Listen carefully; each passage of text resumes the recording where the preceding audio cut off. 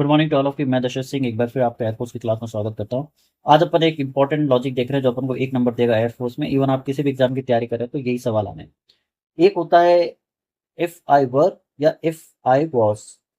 अब यहाँ पे आई की जगह कोई दूसरा सब्जेक्ट भी आ सकता है, कोई फर्क नहीं पड़ता। चाहे आप दे लगाए, चाहे आप ही लगाए, चाहे आप शी लगाए, चाहे आप इट लगाए, कोई फर्क नहीं पड़ता। कोई भी सब्जेक्ट हो, ठीक है, कोई फर्क नहीं पड़ता चाहे वी लगाए। सवाल ये नहीं है, सवाल ये है कि वर आएगा या वॉज आएगा। होता क्या इंग्लिश में, जब आप वर्तमान में, मतलब आप वर्तमान में अपने आप को किसी जगह पे रख रहे हैं या आप किसी को सलाह दे रहे हैं। कैसे? पहला एग्जांपल देखते हैं जो आ रखा है एग्जाम में एयरफोर्स में। If I was the king I would provide free houses to the poor people of my country. अगर मैं एक राजा होता तो अपने जो देश के गरीब लोग हैं उनको मैं फ्री हाउस देता। अब सिंपल सा लॉजिक क्या है, जो बंदा बोल रहा है वो राजा तो क्या सिपाही भी नहीं है। तो जब आप वर्तमान में किसी को सलाह दे रहे हैं या किसी की जगह अपने आप को रख रहे हैं, इवन किसी को भी रख रहे हैं, तो अपन क्या लगाते हैं, वो जो टेक्निकली गलत है। इसका एक सिंपल सा फॉर्मूला है। फॉर्मूला क्या है? इफ लगा है प्लस ऑल सब्जेक्ट्स, कोई भी सब्जेक्ट हो कोई फर्क नहीं पड़ता, ठीक है। उसके साथ हमेशा क्या लगेगा? वर, और वर के बाद क्या आएगा? वुड, ठीक है। और वुड के साथ तो वैसे फर्स्ट फॉर्म आती है, ये फिक्स फॉर्मूला है। तो इफ आई वॉज की जगह हो जाएगा इफ आई वर, क्योंकि आप वर्तमान में राजा है नहीं ना, पास्ट में थे, आप एक टोटल काल्पनिक बात कर रहे हैं। तो if I were the king I would provide free houses to the poor people of my country. अगर मैं राजा होता तो अपने देश के गरीब लोगों को घर देता। एक सिंपल सा आपको क्या ध्यान रखना है, आप एक चले हिंदी में सिंपल सा एग्जाम्पल कहते हैं।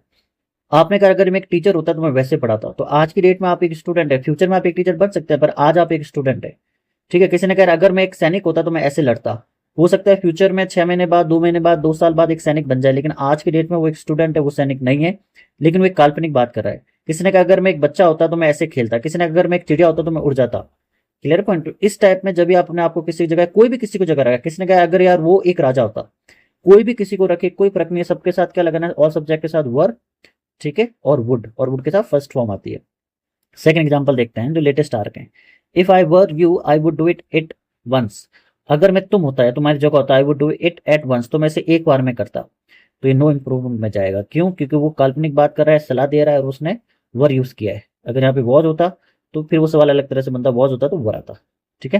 तो ये आपको ध्यान रखना है, बहुत इंपॉर्टेंट है। हर एग्जाम के इंग्लिश में आपको हर साल कहीं ना कहीं दिखेगा।